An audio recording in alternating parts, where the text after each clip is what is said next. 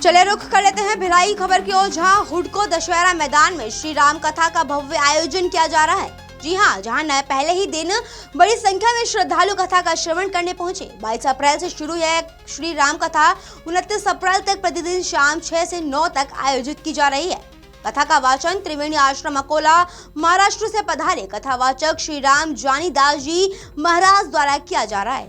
कार्यक्रम की शुरुआत 22 अप्रैल को भव्य कलश यात्रा के साथ हुई थी, जिसमें बड़ी संख्या में श्रद्धालु शामिल हुए। हर हुडको दशहरा मैदान स्थित गणेश मंडप में प्रतिदिन भक्तों की भीड़ उमड़ रही और पूरा क्षेत्र भक्तिमय माहौल में डूबा नजर आ रहा है। श्री राम कथा समिति हुडको भिलाई द्वारा आयोजित इस धार्मिक कार्यक्रम में शहर के गणमान्य नागरिकों का भी सहयोग मिल रहा है। वहीं आपको बता दें कि समिति ने अधिक से अधिक श्रद्धालुओं से कथा में शामिल होकर पुण्य लाभ अर्जित करने की भी अपील की। साथ ही विशेष रूप से 27 और 28 अप्रैल को भक्तों के लिए निःशुल्क नेत्र जांच शिविर का भी आयोजन किया जाएगा, जिसमें जरूरतमंदों को मुफ्त चश्मा वितरण और आंखों की जांच की सुविधा भी दी जाएगी। इसके साथ ही प्रतिदिन भक्तों के लिए भोग भंडारे का भी आयोजन किया जा रहा है। इस खास खबर के लिए भिलाई से संवाददाता दीपमाला सिन्हा की रिपोर्ट।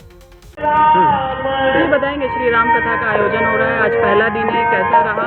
महाराज जी कहाँ से आए हैं, क्या कुछ कहना चाहेंगे? महाराज जी जो हैं हमारे हर वर्ष की भांति तीरखेड़ा आश्रम गोंदिया से महाराष्ट्र से आते हैं और इनका जो ओजस्वी जो पूरा भाषण है पूरा बहुत ही अच्छा रहता है और सभी लोगों को हुडको वासी नहीं दुर्ग भिलाई रायपुर आसपास के ग्रामीण अंचल से लोग भी सुनने आते हैं और बहुत ही शानदार कार्यक्रम है और अब चालू हो गया है और लगातार पूरे 7 दिवसों तक 29 तारीख तक के चलेगा, शाम के 6:30 बजे से 9 बजे तक।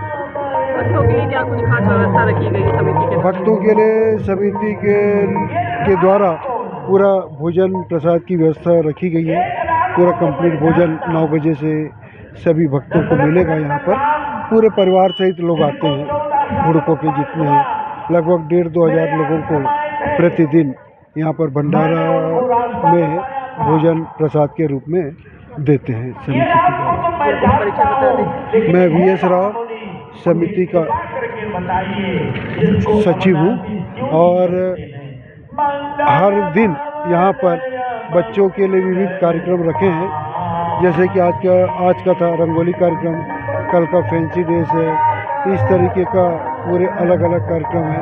पेंटिंग ड्राइंग पेंटिंग भी है, नृत्य भी है और 27 और 28 तारीख को दोपहर के यानी सवेरे 10 बजे से 12 बजे तक नेत्र जांच शिविर रखा गया, परीक्षण शिविर, जिसके अंतर्गत जो ज़रूरतमंद है उनको हम निःशुल्क चश्मा प्रदान करेंगे और जो ज़रूरतमंद है उनको निःशुल्क रूप से संस्था के द्वारा लेंस प्रत्यारोपण ऑपरेशन करा करके उनको देंगे। ये हमारा हर वर्ष की भांति उद्देश्य है और बहुत सारे ऑपरेशन पिछले वर्ष भी 265 चश्मा वितरण किए। मैं VS राव, मैं नेत्र सहायक अधिकारी भी हूँ और ये यहाँ पर इस समिति में सचिव के पद पर। हुडको में श्री राम कथा का आयोजन हो रहा है, भक्तों के लिए क्या कहेंगे? भक्तों के लिए, पूरे भक्तों के लिए यही है हमारी आशा कि भगवान श्री राम से प्रार्थना करेंगे कि हुडको वासी हों चाहे भिलाई के वासी हों चाहे पूरे भारत देश के वासी हों, सबको सुख शांति समृद्धि मिले और जन का कल्याण हो और सुख शांति से रहें सभी। और जो भी बाहर की विदेशी ताकतें हैं वो सबसे हमें नियात मिले और प्रभु श्री राम से ही अच्छा रखते हैं, वो से ही मानते हैं। परिचय बता देंगे? मैं GS कुमार संस्था का कमेटी मेंबर हूँ। भिलाई में इस साल तीसरा वर्ष है आयोजन का, महाराज जी आए हुए हैं, किस तरह से कथा कही जा रही है, भक्तों के लिए क्या कहना चाहेंगे? महाराष्ट्र के गोंदिया क्षेत्र से सालेकसा के पास तिरखड़ी आश्रम है, बड़ा दिव्य आश्रम है, उसको पोंगेझरा भी कहते हैं। वहाँ स्वयंभू शिव जी विराजते हैं। महाराज जी मूल रूप से नेपाल के हैं और 14 वर्ष से साधु हैं और राम कथा जो ये महायज्ञ हो रहा है, ये 7 दिवसीय महायज्ञ है। सबके अंदर राम का चरित्र उतरे और यही राम राज्य की परिकल्पना है।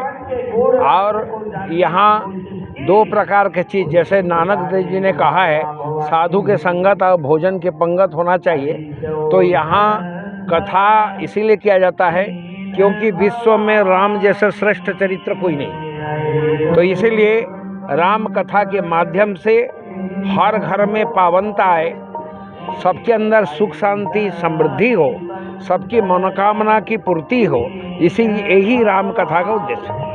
परिचय बता देंगे। आचार्य शशिभूषण मोहंती, संरक्षक सनातन गोरक्षा वाहिनी भारत। कथा का आयोजन हो रहा है, महिलाओं टीम द्वारा क्या क्या आयोजन रखा गया है?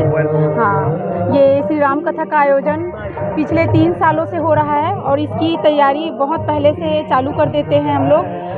मीटिंग होता है, 3-4 मीटिंग होता है और साथ ही महिलाओं के लिए निःशुल्क कलश यात्रा में साड़ियों का वितरण किया जाता है। महिलाओं खुशी का भी ध्यान रखा जाता है।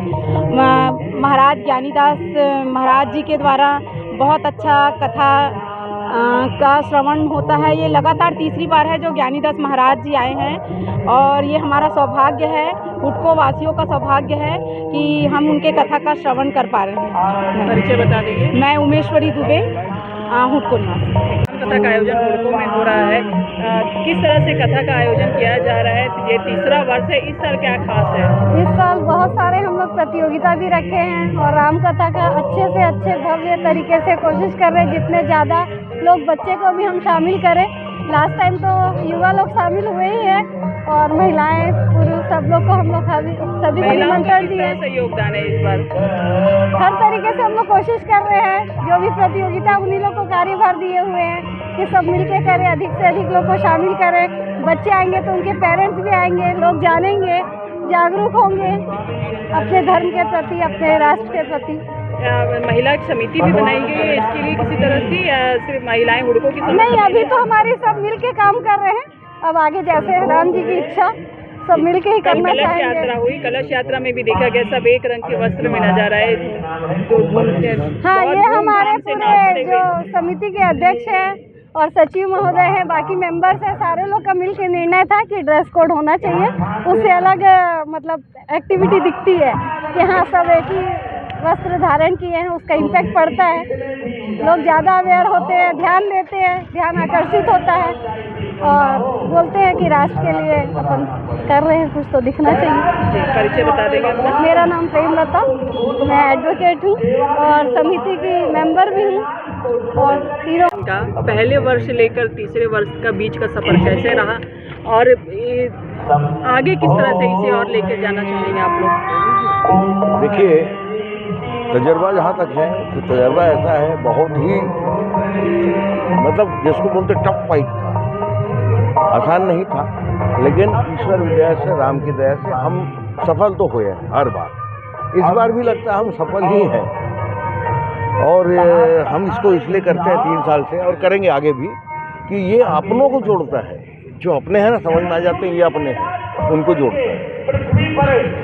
इसीलिए प्रभु श्री राम के नाम से, मर्यादा पुरुषोत्तम के नाम से ये होते रहने। धन्यवाद। परिचय बता देंगे। मैं Dipankar, retired Bhilai steel plant, एक ड्रमर हूँ, म्यूजिक में हूँ 50-55 साल से और भिलाई का पैदाइश। ठीक, धन्यवाद।